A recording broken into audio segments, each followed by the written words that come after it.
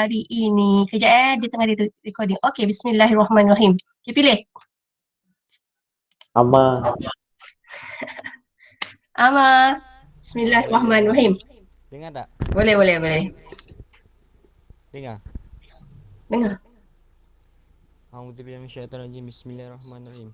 Allahumma aftah alaina hikmatak wa anshur alaina min hazaini rahmatik ya arhamar rahimin. Rabbi shrah lana sudurana wa yassir lana umurana wahlul 'uqdatam min lisanina yafqahu qawlana. Rabbana atina fid dunya hasanah wa fil akhirati hasanah wa qina adzabannar. Wa sallallahu ala sayyidina Muhammad wa ala alihi wasallam. Walhamdulillahi rabbil alamin. Amin. Alhamdulillah. Okey, terima kasih. Alright, so kita mulakan. So sekarang dah pukul 10.15. So pelajar yang masuk sekarang ada 40 orang. Okey, so kita mulakan. So tajuk hari ni, saya rasa yang ini saya kena buat 2 kali kelas. Hari ni kita nak cerita pasal mikroorganisma. Okey, so dalam tajuk, ni typo tau. Saya ada bagi awak saya punya PDF. PDF tu sebenarnya cikgu punya tau. Tapi ada banyak soalan kebat, so korang boleh study. Nanti kalau saya rajin, saya bagi yang lain. Okay. Bismillahirrahmanirrahim. Okay, ini adalah 8.3. So, hari ni kita nak cerita pasal mikroorganisma. So, mikroorganisma ni kita ada 5. Kita ada bakteria, kita ada protozoa, alga, kulat dan juga virus. So, awak ingat tau, tajuk ni saya takut awak confuse pasal benda halus yang tak dapat dilihat dengan mata kasar kita. Okay, now, so kita nak cerita peranan mikroorganisma. Mikroorganisma ni, dia macam manusia jugalah. Ada yang baik, ada yang kurang baik. Okay, so kita nak cerita peranan mikroorganisma ni baik dari segi apa? Dari segi yang inilah, sifat-sifat dia ni. So kita teruskan tau. Ya, so ini adalah mikroorganisma. Okay, kita ada bakteria, kita ada alga, kita ada kulat, kita ada protozoa dan virus. Okay, saya bagi tahu antara awak ni, yang ini kita ada 5 ni. Antara 5 mikroorganisma ni yang sebenarnya 5 mikroorganisma yang banyak membantu manusia, yang banyak dia punya fungsi baik, dia sebenarnya bakteria. Bakteria ni sebenarnya banyak baik. Ada bakteria yang jahat dan juga ada bakteria yang baik. Macam kita lah manusia. Kita ada orang yang baik, kita ada orang yang kurang baik. Okay, so kita teruskan tau. So bakteria, saya ambil yang pertama ni dulu tau. Bakteria ni kita kata tak ada nukleus yang nyata. Okey, tetapi dia ada berbenang DNA. Okey. Apakah nama organisma yang tiada nukleus yang nyata tetapi ada genetik, bahan genetik? Kita start dengan huruf P. Organisma yang tidak mempunyai nukleus ini, tidak mempunyai membran tetapi dia ada bahan genetik, kita kenali dia sebagai organisma apa? Dia start huruf P. Lepas tu R. Korang bayar dekat chat Protozoa. Apa kita panggil? Protozoa. Prokaryote. Prokaryote. Prokaryote. Sekejap. Saya memang ejen ni out dia. Prokaryote. So kita nak cakap macam ni. Organisma ni kita pecahkan kepada 2. Ada 2 jenis organisma. Satu prokaryot, satu adalah eukaryot. Kalau prokaryot adalah dalam alam, bakteria, dan satu lagi adalah archaea. Saya selalu tak boleh nak eja betul sangat ni. Archaea bakteria. Kalau eukaryot, alam kita ada berapa alam? Alam kita ada berapa? Alam ada berapa? 6. Yes, very good. 6. So 2 masuk dalam prokaryot. 4 lagi, 4 alam lagi. Okay, dia masuk dalam eukaryot. Okay, kita ada start daripada fungi. Kita ada protozoa. And then kita ada plantae. Dan kita ada animalia. Okay, yang kita cerita pasal alam, ini hierarki. Yang ini jangan confuse. Yang kita cerita pasal alam ni, ini adalah dalam tajuk hierarki. Saya minta maaf tau, memang saya ada masalah mengeja sikit. Hierarki. Okay, so itu dalam tajuk hierarki. Yang ini adalah pengkelasan dalam mikroorganisma. Kalau pengkelasan dalam mikroorganisma baru kita jumpa virus. Nanti kita cerita kenapa virus tu tak masuk dalam alam. Okay, so bakteria ni dia punya saiz antara 1 hingga 2 ni apa? Mikrometer. Yap. Now, dia biasanya adalah tunggal dan berkelompok. Okay, saya nak cerita yang ini je. Bakteria ni kita kelaskan ikut bentuk. Kalau dia bulat-bulat, namanya coccus. Ni coccus, bulat-bulat ni coccus. Kalau dia macam untuk saya macam dia ada ekor macam sperma, dia ada ekor, itu namanya adalah vibrio. Kalaulah dia macam berlingkar macam ni, ini namanya adalah spirillum. And then kalau dia panjang begini, ini adalah bacillus. Bacillus ni sebenarnya korang boleh jumpa kat Vitagen. Air yang berkultur macam air bliss sebenarnya kita letak bakteria. Bakteria apa? Bakteria jenis Bacillus. Nama dia adalah Lactobacillus. So bakteria ni adalah benda yang baik. Okay, tapi ada bakteria yang jahat. Ni Lactobacillus. Streptococcus adalah satu bakteria yang tolong kita untuk ini menyebabkan penyakit. Tapi Streptococcus ni nanti saya ingat balik, dia ada untuk macam mana dia punya kegunaan baik adalah untuk menolong kita manusia membina antibiotik. Yang ni nanti later. Nanti saya cari balik. Ada satu bakteria ni dia tolong kita membina antibiotik. Okay. Now, protozoa. Okay. Protozoa ni lain sikit tau. Bakteria ni dia ada baik, ada buruk. Kebanyakan bakteria adalah baik. Kebanyakan bakteria banyak tolong kita manusia. Kalau protozoa ni, kebanyakan protozoa ni dia boleh menyebabkan penyakit. Okay. Saya belum pernah jumpa lagi protozoa yang baik. Majoritinya protozoa ni boleh menyebabkan penyakit. Okay, protozoa ni dia ada mempunyai ciri macam haiwan. Kenapa dia boleh jalan? Kalau korang tengok bawah mikroskop, dia macam tak boleh duduk diam. Okay, so contoh protozoa kita ada paramecium, kita ada amoeba, kita ada euglena. Macam ni lah. Nanti saya nak cerita ada satu tajuk tu, saya rasa tiba-tiba saya meremang sikit. Macam ni kan, ada satu bakteria ni kan. Yang ni saya takut. Ada satu protozoa, bukan bakteria, protozoa, mikroorganisma jenis protozoa, namanya adalah amoeba. Dia ada dalam air pipe.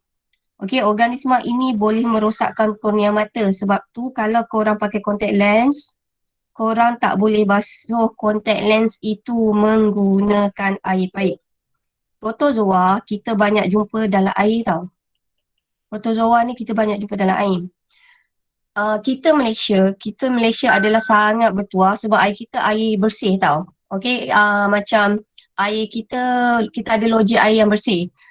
Kalaulah negara-negara macam Myanmar, macam negara-negara third country, kebanyakannya air diorang adalah air tercemar, dia banyak protozoa. So dia boleh menyebabkan penyakit, dia boleh menyebabkan cerit-berit. So maksudnya air tu banyak protozoa yang boleh menyebabkan penyakit. Tapi macam kita nasib baik lagi tau. Ada satu penyakit tu namanya rotavirus. Rotavirus tu untuk ada air yang tercemar. Tapi kita kat Malaysia kita jarang dengar orang kena rotavirus tu. So kita Malaysia, sumber air kita adalah sumber air yang maksudnya kurang pencemaran. So basically air kita bagus lah. Okay, so protozoa ni boleh hidup secara parasit. Yang ni yang saya takut sikit tau. Okay, ini adalah secara parasit. Okay, so terusnya protozoa ni satu ciri ni dia adalah cara makan dia heterotrof dengan autotrof. Apakah itu autotrof? Apakah itu heterotrof? Apa yang korang tahu pasal auto dengan hetero? Apakah itu auto dengan hetero?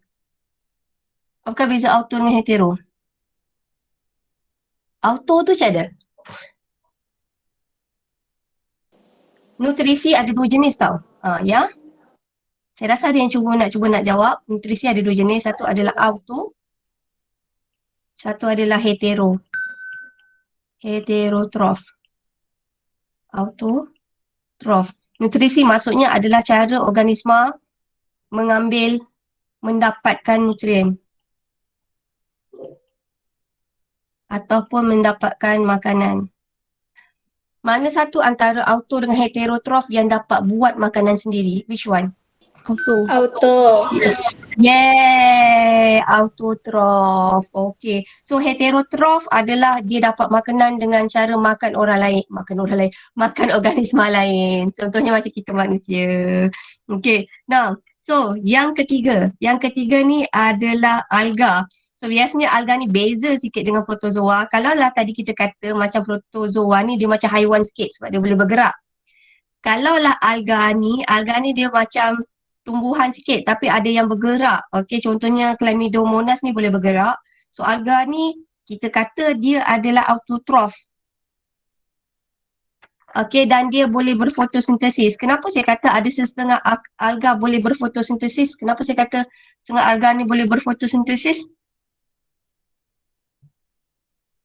Kenapa awak rasa alga ni boleh berfotosintesis? Sebab dia warna hijau. Sebab okey, warna hijau betul. Tapi baju saya katakanlah file saya warna hijau. File saya boleh berfotosintesis tak? Ada kloroplast. Yeay, sebab kita kata dia ada kloroplast, dalam kloroplast ada klorofil.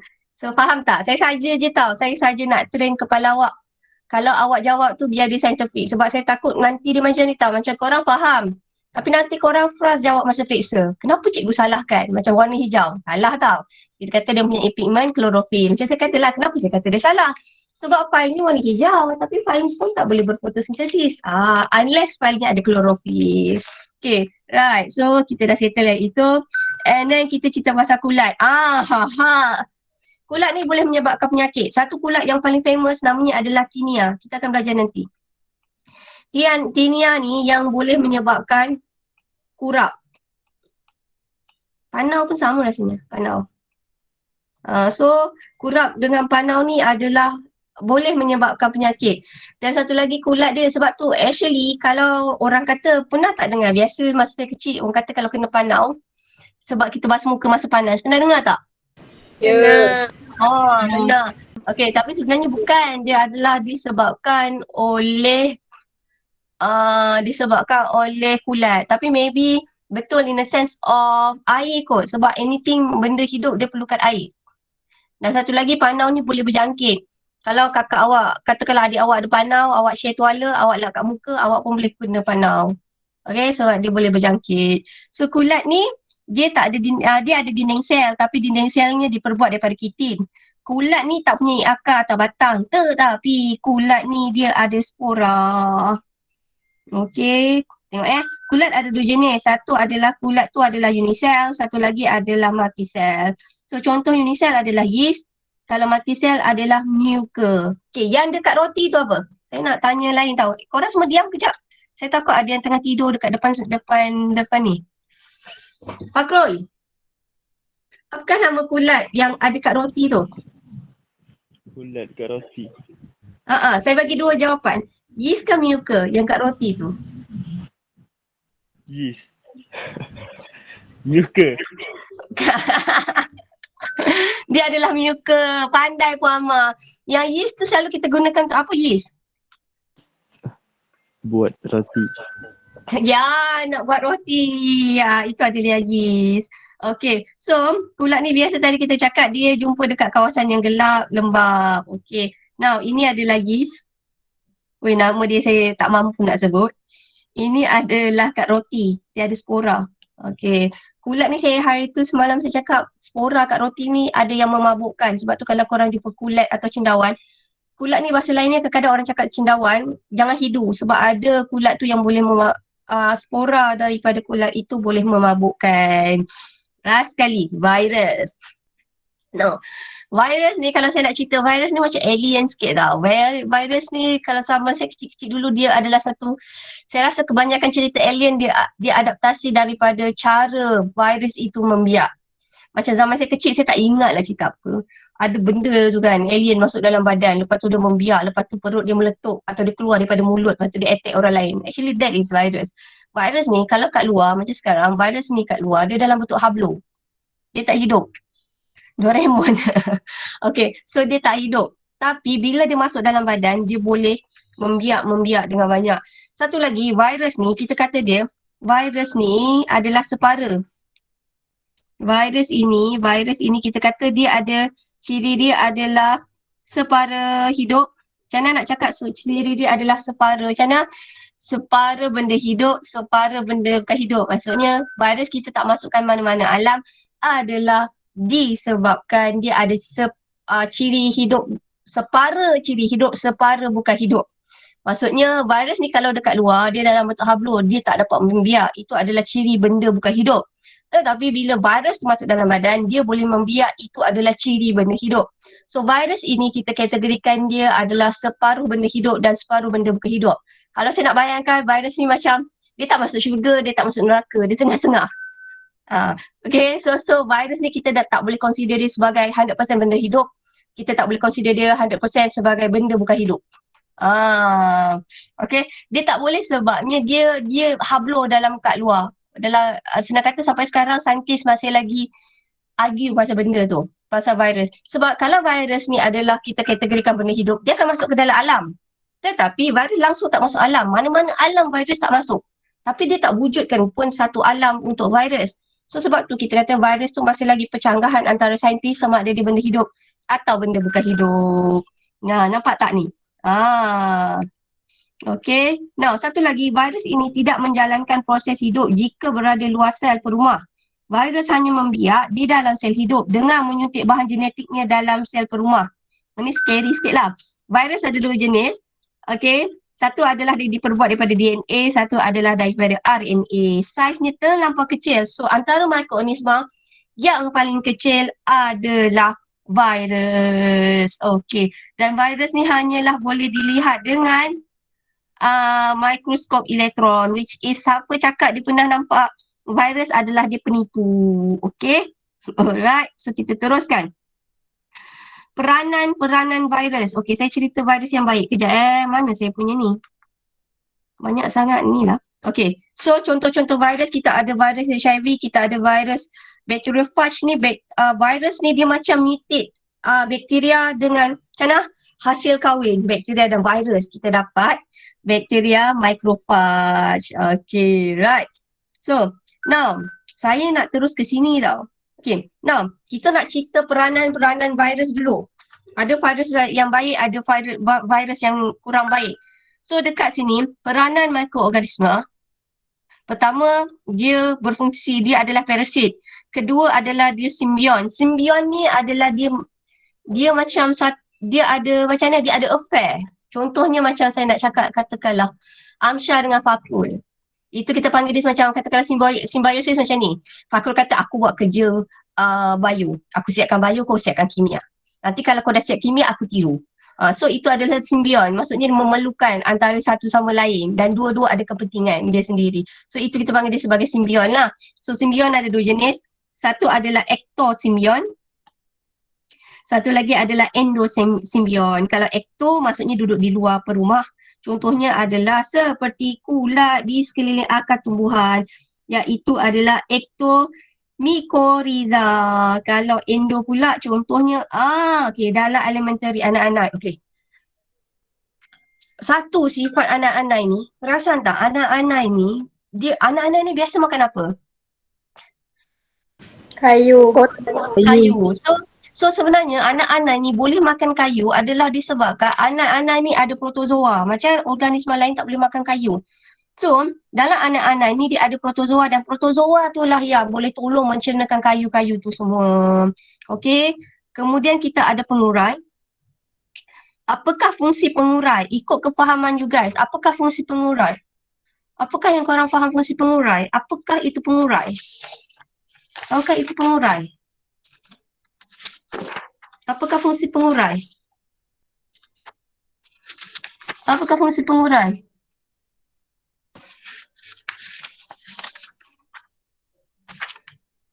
Kalau saya kata, okey. Cuba dulu. Urai ajar jadi dia kecil-kecil.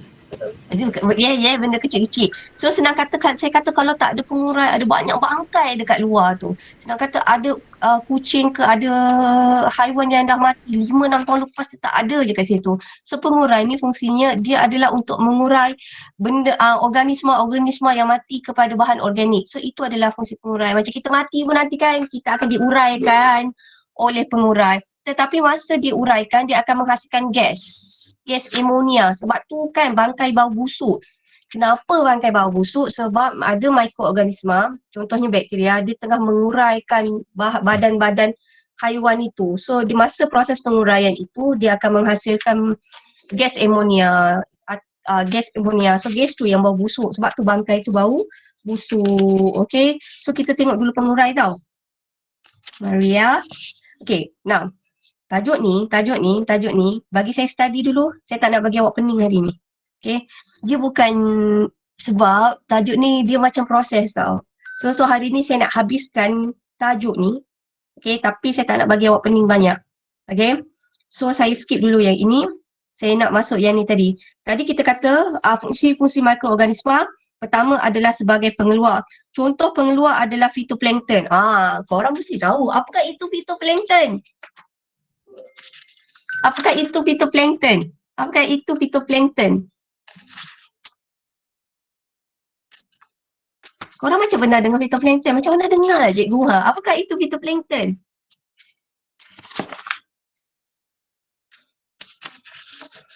Cerita SpongeBob. Yes, betul cerita SpongeBob tu. Yes.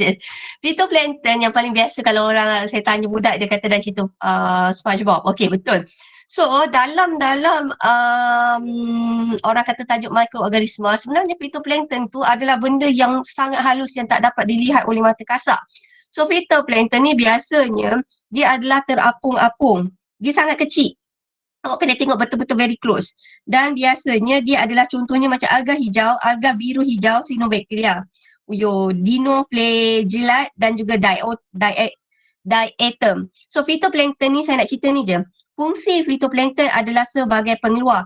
Dia adalah makanan kepada ikan. Senang kata dalam rantai makanan, kalau dalam rantai makanan, fitoplankton letak paling first. So kita kata kita ada fitoplankton dimakan oleh ikan. Ikan kecil. Ikan kecil akan dimakan oleh ikan besar. Itu. So senang kata sebab besar. So senang kata fitoplankton ini dikenali sebagai pengeluar sebab dalam rantai makanan letaknya yang paling first sekali. Sebab dia adalah orang kata makanan untuk ikan. Okay. Now fitoplankton ni dapat menjalani fotosintesis kerana dia mempunyai klorofil. So dia sangat kecil. Tapi kita tahu macam mana ada fitoplankton sebab colour dia hijau. Kenapa fitoplankton mesti colour hijau? Lagi sekali. Kenapa fitoplankton mesti colour hijau? Kenapa? Chloroplast. Apa? Yes, very good. Ada chloroplast. Dalam chloroplast ada klorofil. So apa kebaikan chloroplast yang ada klorofil? Dapat menjalankan Fotosintesis. pandai, bijak korang ni kan. Okay, now parasit. Parasit ni orang rasa baik ke buruk? Buruk. Buruk. Kalau saya kecil-kecil dulu parasit kan, orang selalu cakap kalau budak tu kuruskan, perut dia bonceng, mesti ada cacing. Kenapa? Cacing adalah parasit. Dia senang kata budak tu makan banyak tau, tapi makanan tu semua sampai dekat cacing. Things like that. Sebab tu kena makan ubat cacing. Something macam tu. Kalau dulu lah kecil-kecil, ni mesti budak ni ada cacing dalam perut dia. Makan banyak. Tapi tak besar-besar. Tapi sebenarnya tak juga. Sebab budak kecil metabolisme dia tinggi. So dia sangat aktif. So kebanyakan parasit dia tak membunuh perumah. Logik. Bayangkan awak parasit. Kenapa parasit tak akan bunuh perumah dia? Sebab dia nak makanan dari rumah. Yes, very good. Sebab kalau lah perumah mati, dia pun akan ikut mati. So basically, parasit, sebab tu ada orang, awak tak pernah dengar orang mati disebabkan ada, dalam perut dia ada cacing. Ada cacing pita. Never. Korang tak pernah dengar. Okay, sebab fungsi dia ambil nutrien. Tapi dia tak membunuh perumah tu. Sebab kalau perumah tu mati, dia pun akan ikut mati. Okay, contoh. Ni. Saya sebenarnya geli. Semalam saya dah baca tajuk ni. Saya rasa macam tiba-tiba saya rasa paranoid dengan paranoid dengan nyamuk tau. Nah, tengok cerita dia tau. Tapi yang saya baca nyamuk kat Malaysia ni, ya Allah, na'udzubillah, jauhkanlah. Nyamuk-nyamuk yang kat Malaysia ni tak ada yang macam ni. Biasanya dia ada kat Afrika. Nyamuk ni untuk saya scary sikit tau. Nah, kita ambil satu contoh nyamuk tau. Contohnya adalah nyamuk tiruk. Saya tak tahu kenapa betina. Sebab nyamuk betina bertelur kot. Macam nyamuk Aedes. Yang menggigit kita, yang boleh menyebabkan sakit tu adalah betina juga tau. Nah, nyamuk betina, contoh nama dia nyamuk betina adalah Anopheles ni. Okey, dia boleh menyebabkan penyakit malaria. Ni yang saya scary. Saya tengok video dia semalam, tiba-tiba saya tak lalu makan. Dalam perut dia, ada protozoa ni tau. Okey, nama protozoa ni adalah Plasmodium. Okey, katakanlah dalam perut dia ni ada protozoa, dia cocok awak tahu tak protozoa tu akan masuk dalam darah kita. Bila dalam darah kita, dia akan rosakkan darah kita dan kita boleh kena sakit malaria. Sama contoh juga, awak tahu tak, saya rasa saya cerita tahun lepas yang elephant, yang kaki elephantitis tu, yang kaki dia besar tu, yang kita panggil dia untut tu. Pernah ingat tak? Yang kaki dia terlampau besar, banyak bendali dia tersumbat disebabkan oleh virus. Pernah ingat tak tajuk lymphatic system, sistem limfa? Tanya cikgu. Ingat? Alhamdulillah. So itu pun adalah disebabkan oleh gigitan nyamuk tau. Nyamuk tu digigit, dia transfer virus tu masuk dalam badan kita. So virus tu dalam badan kita, dia akan sumbatkan kita punya sistem limfa. So bila sistem limfa kita tersumbat, bendala dalam badan tu berkumpul.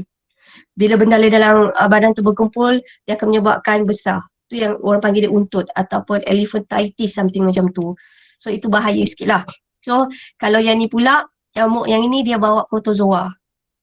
Okay, so protozoa tu bila dia suntik kat awak, maksudnya suntik pula dia gigit, nyamuk tu gigit, dia boleh transfer protozoa masuk dalam darah kita dan kita boleh kena sakit malaria. So saya akan cerita malaria tu macam mana, bahaya sikit lah. So sebab tu sekarang nyamuk sekarang awak careful sikit lah. Dia dah tak sama macam nyamuk dulu-dulu. Okay. Now, ketiga fungsi mikroorganisma ni berperanan dalam simbion. Yang ini fungsi dia tak baik sikit lah. Parasit. Ini adalah nombor 4. So simbion tadi saya kata macam Fakrul dengan Amsyah. Mempunyai hubungan sangat rapat. BFF. Macam korang kan ada nama BFF kan. So kat sini pun sama. Simbion ni macam BFF. Satu BFF tu namanya adalah ektosimbion. Kedua adalah endosimbion. So ektosimbion ni dia duduk kat luar. Luar je. Okay. Kalau endosimbion dia duduk kat dalam. Contohnya endosimbion ni tadi saya kata ada protozoa dalam perut anak-anak. So dua-dua untung. Untung dia satu, anak-anak itu dapat makan kayu. Untuk protozoa tu dia dapat nutrien. Okay, so yang ini duduk dalam. Kalau duduk dalam namanya adalah endosimbion. Okay, yang ni saya nak masuk Inggeris sikit. Yang itu yang fungsi organisma. Okay, fungsi organisma tadi kita belajar ada berapa? Ada 4 kan? So organisma ni kita boleh pecahkan peranan mikroorganisma ni ada 4. Pertama apa? Yang fitoplankton tu, apakah peranan fitoplankton tu? Sebagai apa? Peranan mikroorganisma. Yes, sebagai pengeluar. Kalau saya kata macam cendawan tu, bakteria tu, yes, very good, pengurai. Kalaulah saya kata dia macam nyamuk tu tadi, yang ada bawa protozoa tu, itu sebagai apa? Parasit.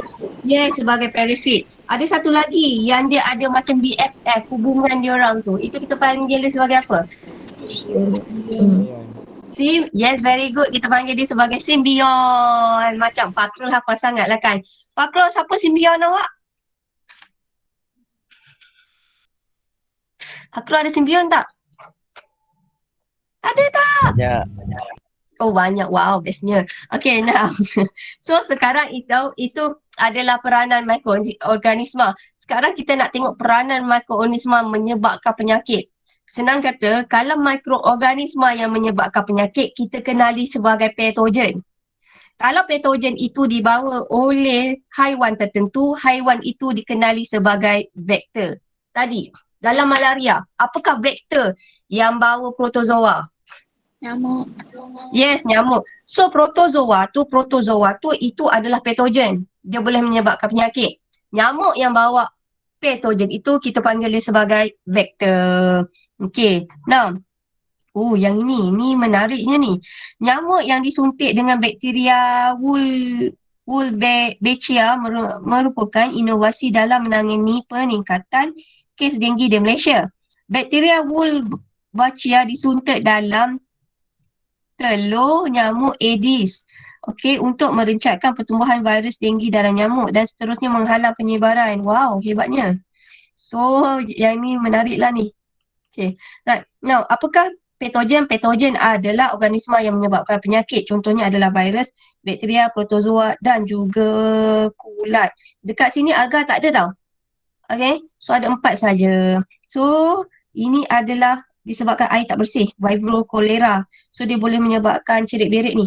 Ini boleh menyebabkan cerit berit. Okay, now jangkitan oleh patogen.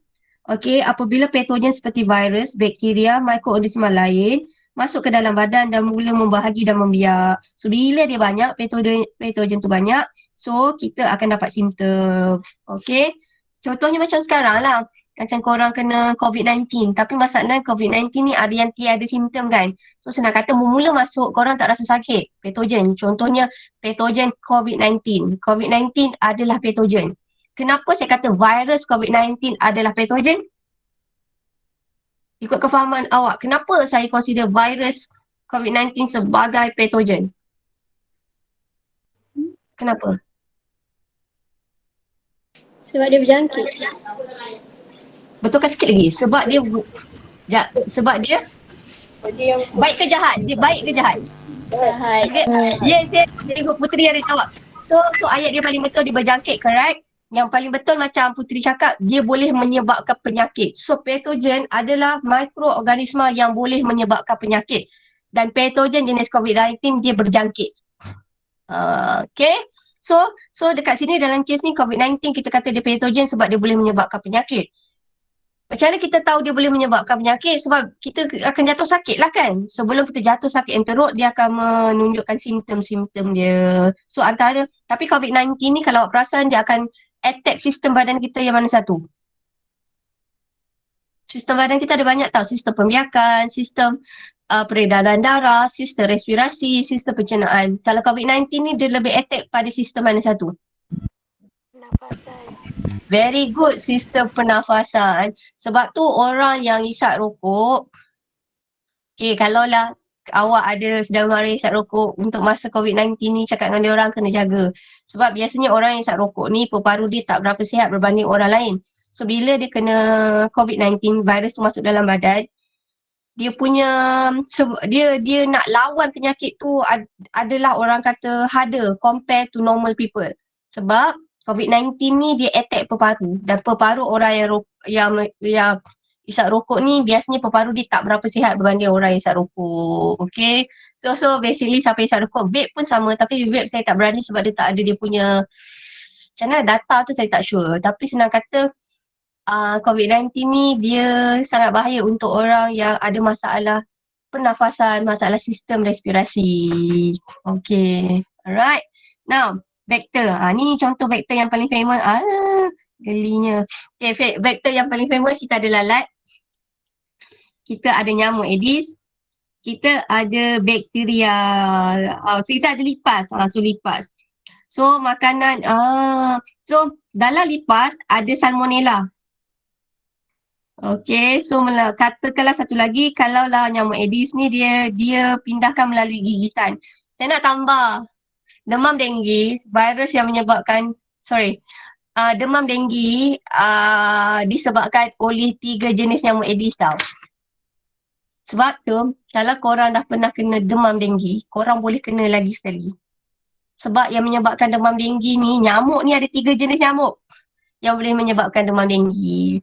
Dan saya tambah satu, yang ni saya tak tipu tau. Siapa yang darah O, nyamuk suka darah O.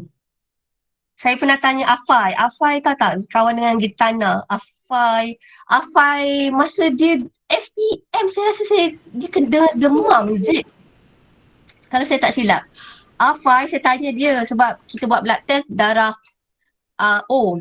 Lepas tu Afai tu dah kena demam denggi 2 kali dah. Maksudnya ada lagi satu nyamuk je yang tak gigit dia, yang menyebabkan demam denggi. So saya cakap dengan Afan, dia kata awak punya darah O ke? Lepas tu dia kata ya, saya darah O. So siapa darah O, kalau korang nak pergi masuk kebun yang banyak nyamuk, korang kena sapu lebih banyak lah. Sebabnya saya tak tahu, memang nyamuk suka darah O. Okay, bukan kita je manusia suka darah O, sebab darah O boleh bagi kat semua kan. Nyamuk pun pandai pilih, dia suka darah O. Okay, alright, so siapa yang ada darah O tu, bila awak masuk kebun ke mana, sapu lebih sikit. Sebab anak saya Emir tu darah O, maksud saya dah sapu, tapi nyamuk tu pandai, ada certain kat bahagian leher saya tak sapu, nyamuk tu gigit kat situ. So kat situ korang kena extra lah, siapa yang ada darah O tu korang kena sapu lebih sikit lah kalau masuk kebun. Okay, now saya nak masuk sini sebenarnya. Yes, this one. Saya takut ini keluar soalan kibat tau.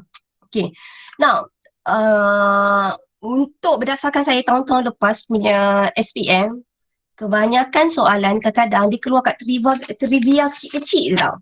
Saya suka buku teks. Kebanyakan kebanyakan penggubah soalan biasanya kita ambil daripada buku teks sebab semua orang ada buku teks tau.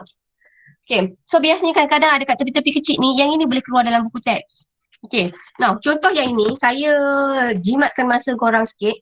Contoh yang ini adalah aktiviti buat poster. Lagi sekali tau, PBD awak, satu hari tu awak dah buat herbarium kan. So PBD projek awak untuk kali kedua pula, saya nak minta awak buat poster. Sebenarnya ada satu lagi tajuk ni, tapi saya rasa tak apalah, perangkat lalat ni perangkat nyamuk atau anything korang buat. Tapi saya rasa this one ni berat sikit. So saya tukar, saya ambil poster.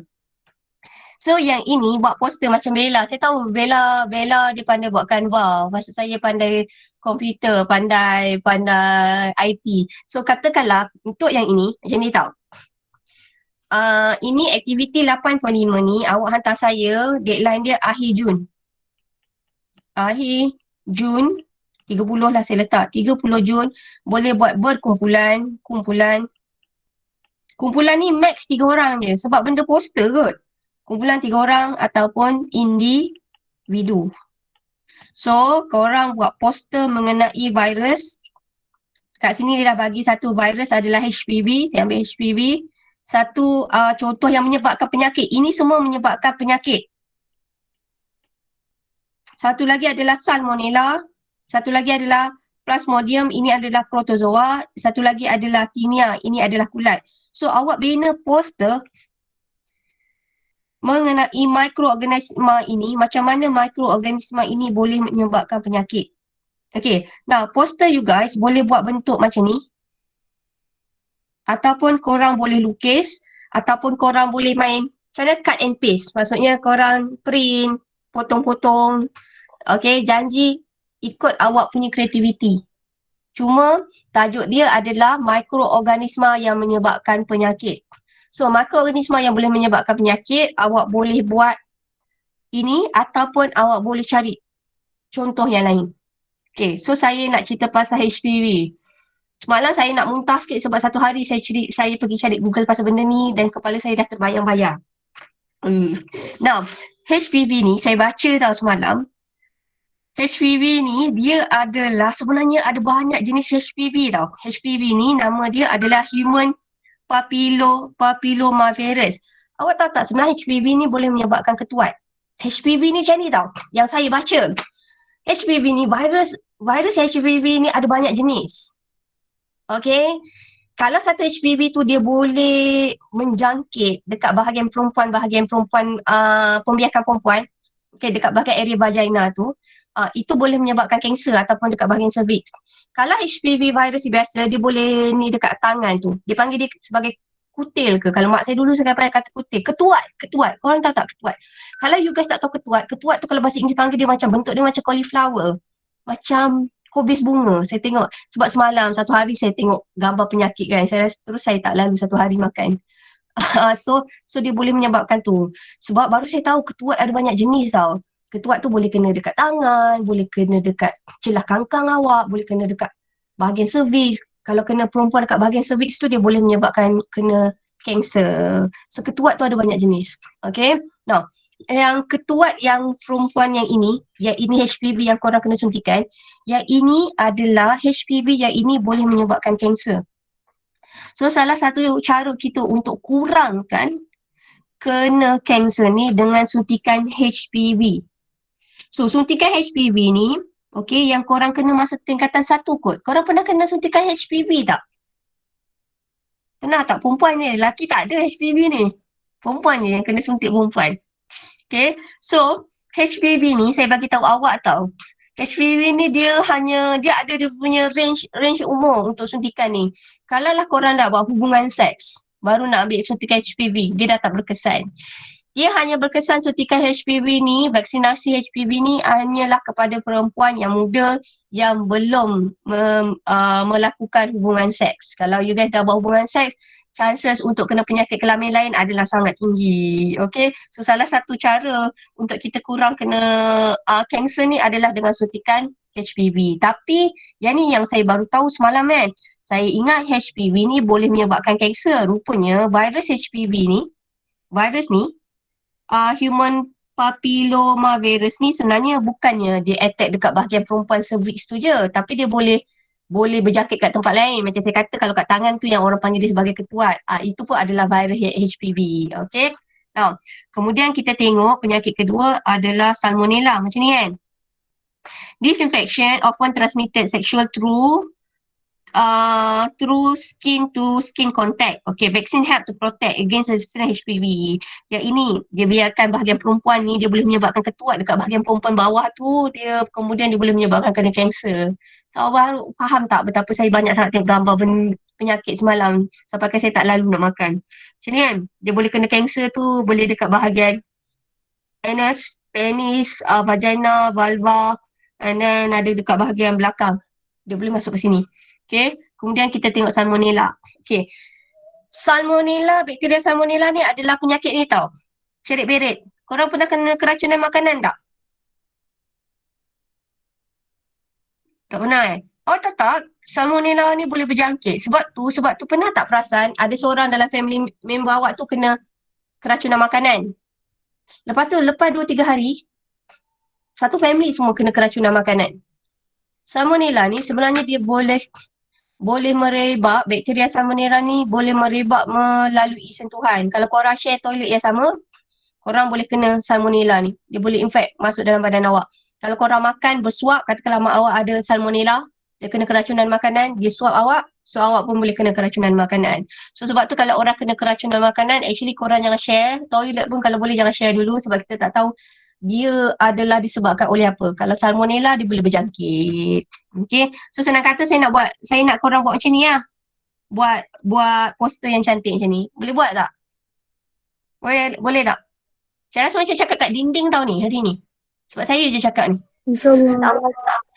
Boleh InsyaAllah. kan? Okay, now. So mana-mana tau korang boleh buat macam ni. Ni salmonella. Okay, salmonella ni tengok dan saya tambah sikit sebab tu kalau lah orang yang ada kedai makan, orang kena suntikan dulu. Pernah tak kerja kat kedai makan makanan yang besar? Kalau biasa korang kena kerja dekat kedai makan, salah satu KKM, pegawai kesihatan, dia akan tanya, semua ni dah suntik ke belum? Contohnya macam orang kerja kat kantin. Orang kena kerja kat kantin, dia kena ambil suntikan tau. Nak elakkan dia kena penyakit keracunan makanan.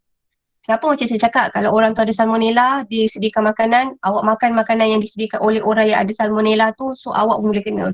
Sebab tu orang yang nak kena kerja kat kedai makan, dia orang kena ambil suntikan tu. So normally KKM kalau pegawai kesihatan datang tengok kedai makan, mula dia akan tanya semua ni dah kena suntik ke belum. So yang dia suntik tu sebenarnya dia adalah suntikan untuk mencegah salmonella ni. Okay, so macam mana korang tahu awak kena salmonella? Biasalah korang sakit perut, cerit beret, demam. Okay. Ni malaria ni. Ni malaria ni geli sikit. Lepas ni saya rasa saya takut semua nyamuk. Bila saya tengok cerita dia ni, saya takut semua nyamuk. Ni. Saya nak macam ni ha. Korang buat macam korang nak buat poster untuk KKM. Macam ni lah. Cantik lah. Macam ni. Okay. So ini apakah itu malaria? Malaria adalah disebabkan oleh gigitan nyamuk tirut betina. Macam saya cakap, dia masuk, lepas tu malaria ni boleh hidup dalam sel darah merah awak, dia boleh boleh merosakkan sel darah merah awak dan akhirnya dia boleh menyebabkan maut. Tapi yang saya baca, kita kat Malaysia ni jarang kena malaria ni. Malaria ni ada banyak kat Afrika. Hopefully kat Malaysia ada tapi kita jarang dengar lah malaria ni. Okay. So ini awak boleh baca sendiri. Saya ada bagi dalam PowerPoint. Ini apa ni? Ni apa?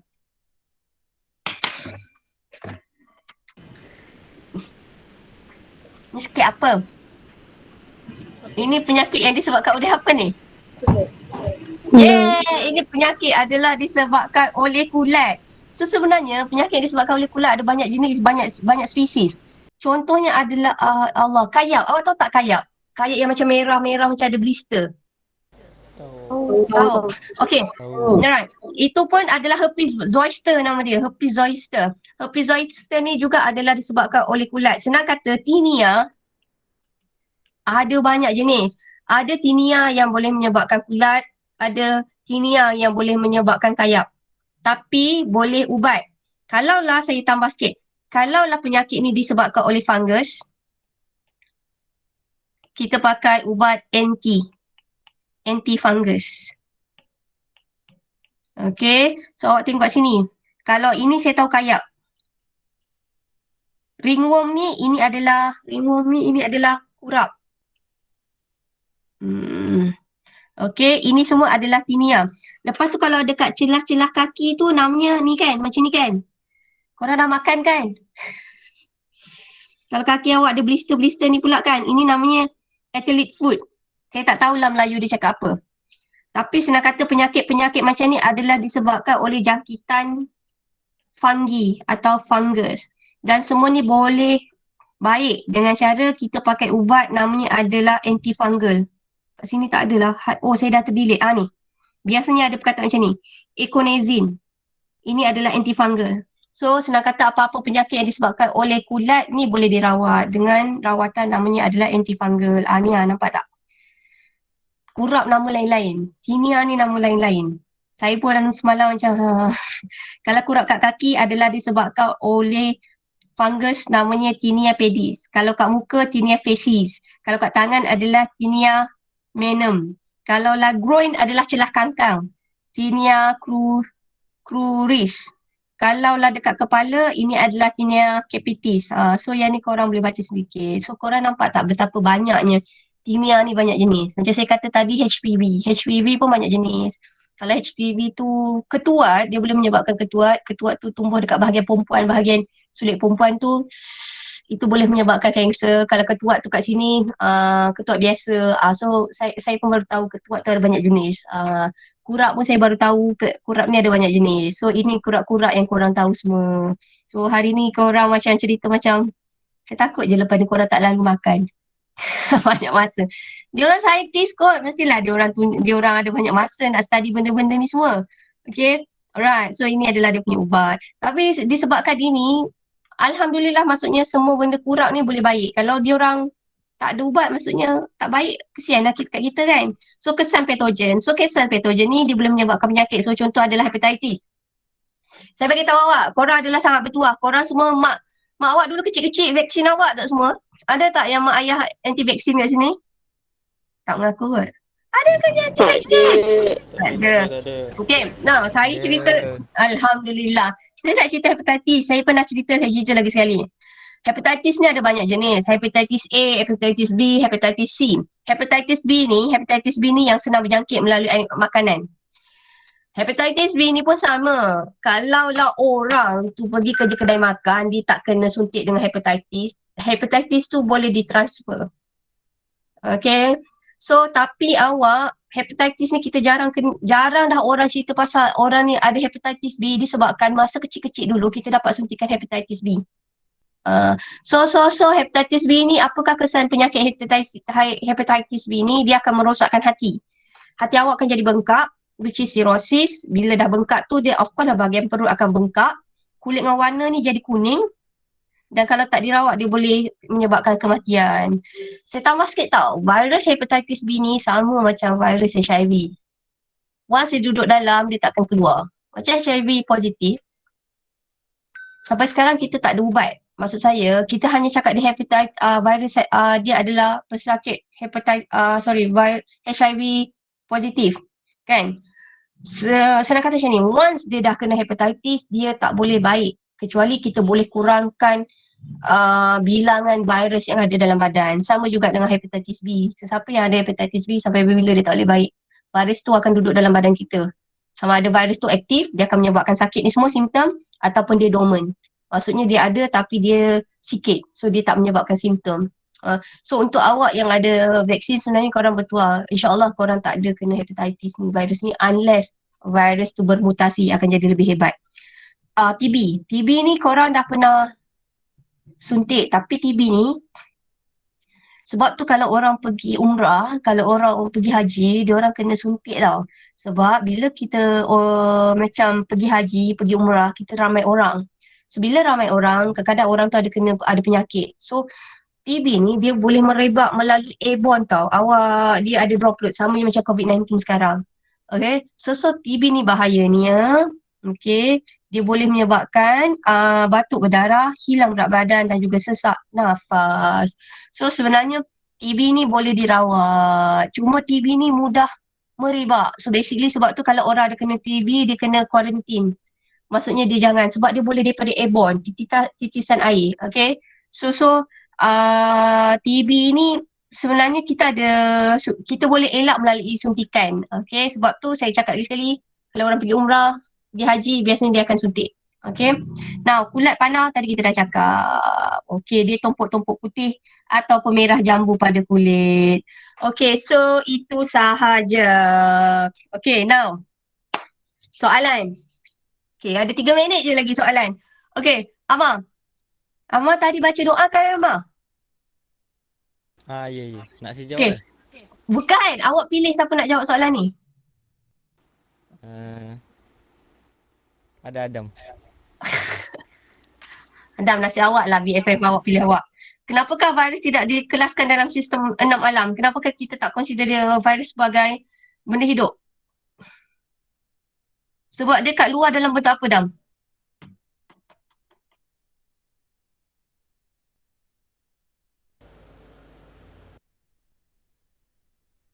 Hub. Ya betul tu hub. Dalam bentuk apa? Yes, hablo. Dia kat luar dalam bentuk hablo. Okay, so dia tidak dianggap sebagai benda hidup. Dia hanya menjalani proses hidup bila dia masuk dalam badan perumah.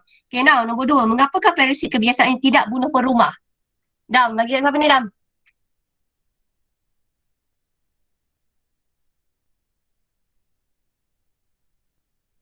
Pilih orang. Cepat Dam. 2 minit lagi ni. Aisyah. Nasib awak lah. Memang tiap kali kelas kena. So next time, awak kena prepare je. Okay. Now, kenapakah parasit tidak bunuh perumah? Sebab kalau dia bunuh, Kalau perumah tu mati? kalau rumah tu mati, sekejap. Susun ayat. Okay, boleh. Kalau parasit tu mati bukan apa nama ni?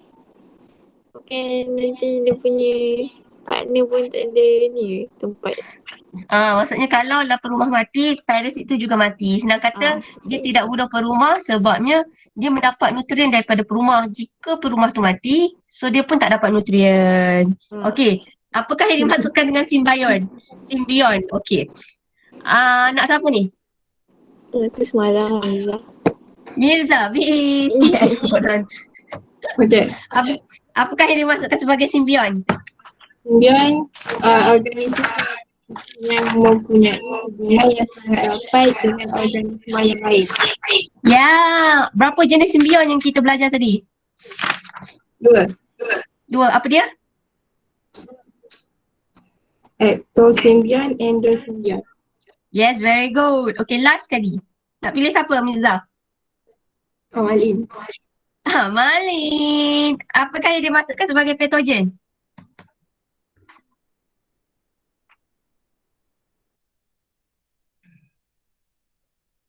Dia dah keluar ke? Takut dia ada kelas lain. Malin. Tak apa saya terus tahu sebab dah habis masa ni. Ya Malin. Sorry tak Malin. Right. So patogen adalah mikroorganisma yang menyebabkan penyakit. So ini adalah contoh-contoh patogen. So itu sahaja hari ni kita belajar. Again, tadi kita kata lagi sekali, mikroorganisma ada berapa jenis? So saya terus simpulkan, mikroorganisma ada berapa jenis? Berapa mikroorganisma yang korang belajar? Berapa jenis mikroorganisma? Berapa? 4 ke 5? 5. Kita ada virus, lagi bakteria, lagi alga, lagi Kulat. dan juga protozoa. Okey, saya laju tau. Tadi awak cakap virus, kita ada virus, kita ada bakteria, kita ada kulat, kita ada alga, kita ada protozoa. Ada 5 tau.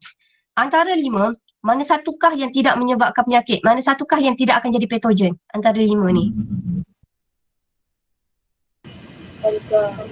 Yes, very good. Alhamdulillah, alga. So maksudnya daripada 5 jenis mikroorganisma yang boleh jadi patogen ada 4 sahaja yang kita belajar. Pertama adalah kulat yang boleh menyebabkan kurap. Kedua adalah virus banyak macam COVID-19.